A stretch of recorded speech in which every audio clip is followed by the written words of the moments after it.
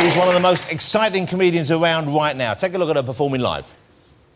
So I bought for you tonight a copy of the Lonely Planet Guide to Iran, and I thought I'd share some of it with you in case you were planning to go there skiing. Very useful advice. Pubs and nightlife, dream on, it says. This is useful. Gay and lesbian travellers.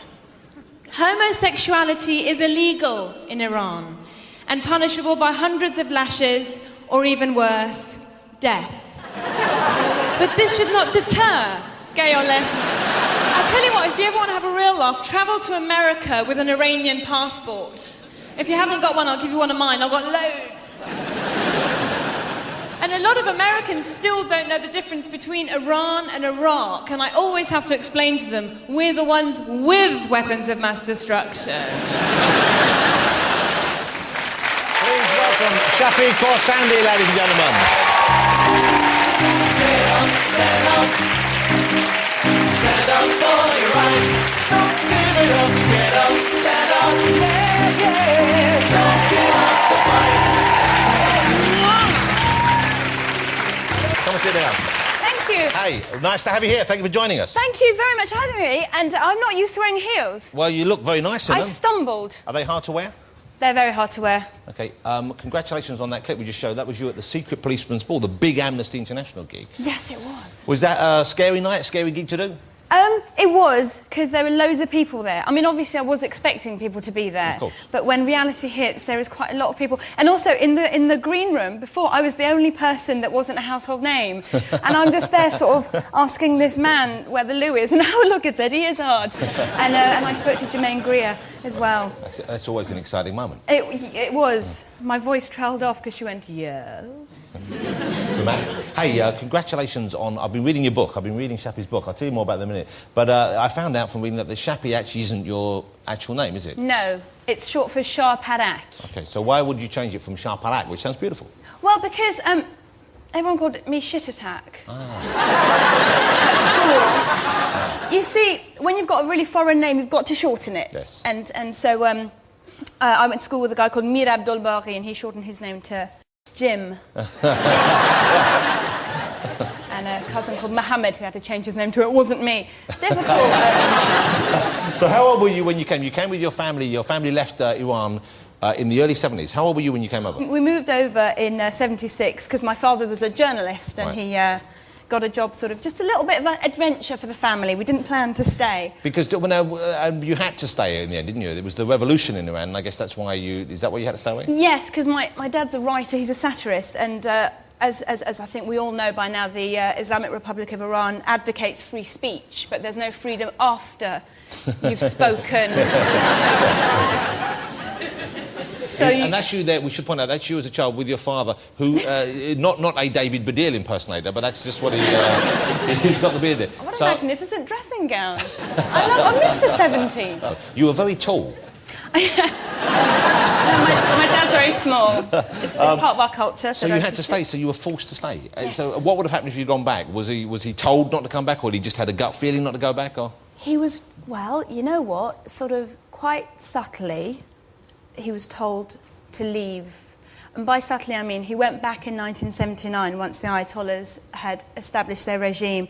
And he sort of went back to his offices and the newspaper where he worked, and a mob of thousands of people. I said to him how many thousands were chanting for your execution. He said he didn't stop to count. But they were all saying Khorsandi must be executed. So my dad sort of took that as a bit of a hint that it was time to leave. And then when we were in England in about 1984, we started to get death threats on the phone because my father was writing a satirical magazine in London. And I was only about 10 or 11. I'd pick up the phone and someone would be going, I'm going to kill your father. You tell him he's dead. And I'd be like, Dad, it's for you. I think it's Uncle Hassan again. Incredible. Well, you know, for us it seems like a bizarre story, of course, and for you, I mean, it's your life, it's how you grew up, but still, it's an unexpected turn of events, and your father, to find himself in that position, must have been awful, having kids as well, and wanting to protect them, but I guess he needs to speak out still. He can't silence himself, because they would have won. Exactly. I think that's something I didn't understand when I was a child. So did you want him to stop as a child? I wanted him to be a plumber. I had no interest in having a dissident father. I used to write letters to the Ayatollah saying, "Dear Ayatollah, if you just got to know my dad, you would realise that he takes the piss out of everybody. It's not just you. You'd really like him." He never wrote back to me. Yeah, well, he's like that, apparently. He's not very good. busy. Doesn't keep up with his mail. Now, you refer to your upbringing and to your sort of Iranian past, obviously, quite a lot in your comedy. I have. I've been Iranian for ages. Yeah. And so, but do you ever find that, do you find that tiresome, or do you find that helps? Because presumably, I mean, it's an unusual calling card to have anyway. Well, when I first started stand-up, I didn't particularly. But then just stuff keeps happening in Iran that when you're an Iranian comedian, you can't really not talk about it. You know, like especially now, what's happening and the huge struggle over there at the moment. Yeah, and you know, there's young Iranian men and women being killed, fighting for freedom. And as an Iranian comic, how can I not address that? I mean, don't get me wrong, I don't watch it and go, this is comedy gold. Of course not. You're not going to say this is inherently funny, but No. It's something you're going to feel the need to comment upon. Of course you do. And also, it's also audiences when they come to see me. It would be a bit odd if I didn't comment on it. Do you still have family in Oh, Iran? yes, my granny, Shamsi. And so what's her situation? Could you get her out, or you can't? We haven't been able to get in touch with them for a few days. I know not my granny, my uncles are out demonstrating. But no, you know what, she doesn't want to come out. You know, that's her home. So, no, we've left her there. Yeah. Bye, Gran. Thanks for the memory. But I can see your tendency is to look for the laugh in it, and that's, admirable and understandable. I can see why you would do that. But you do talk about your family quite a lot in your act as well, don't you? I do. Do they enjoy that? Do they like that? I imagine your dad probably quite likes it. I don't know if he does. My dad's got a very high sort of bar when it comes to... For example, I told my writer father that I've written a book, and he said, "Oh, has anyone tried to kill you?" I was like, "No, well, it can't be very good." So there is that. And also I joke about the fact that I wanted to be a doctor, but my parents pushed me into stand-up comedy, but it's actually... It's true. When I was about 11, my dad took us to see Bugsy Malone, right? How exciting. Go to see Bugsy Malone. And we're sitting there watching Tallulah, do the Tallulah song.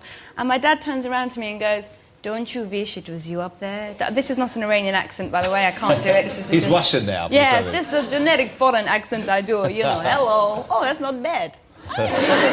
So he goes, "Don't you wish that you were up there with the lights on you, everybody looking at you, instead of sitting here in the dark, alone, and nobody. You could die now. I'm not even your real father." So it was that kind of family. Compelled you to perform. But he must be thrilled now, though, because you are doing it. Or is it still a bittersweet thing for him? No, he is thrilled. I'm sure he is. It's just weird with parents, isn't it? I have a little boy now, and he does he just sort of dribbles, and I go, "Oh my God, you're so clever." Yeah.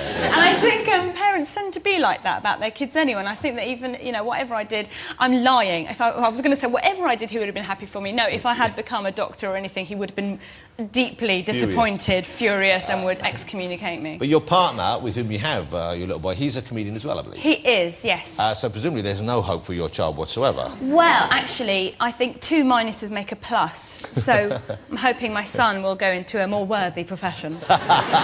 Was your dad pleased when you got married to a comedian? Did he endorse that? Was he happy with that? Well, it was weird with my dad, because when I got married, I said, "So, Dad, this is what's going to happen. You're going to walk me down the aisle, and then the registrar's going to say, 'Who gives this woman away?' And you say, 'I do.' And then he goes, 'What, I give you away? Like your property, like your chattel?' And then he just got all sort of feminist on me and wouldn't give me away. So That's sweet. You know what? Maybe it just dawned on him his little girl was going out to become a woman. Maybe that's what it was. It was a big moment for him. I'd become a woman a long time before.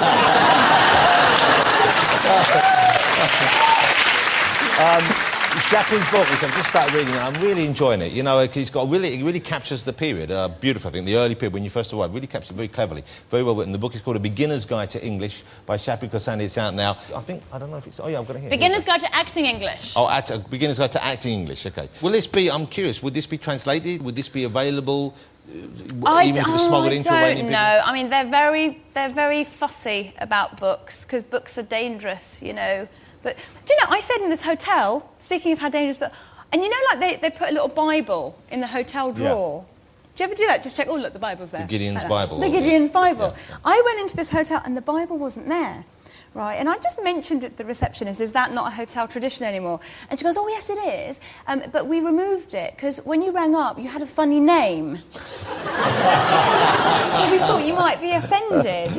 I was like, what am I going to do? So they're going, that Bible's looking at me.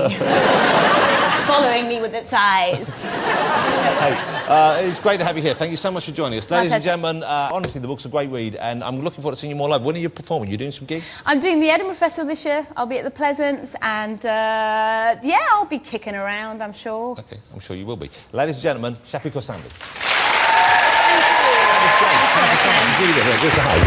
Go for it. Mind that leg. Mind the steps. Okay. Shappi Khorsandi, ladies and gentlemen. Let's get my final...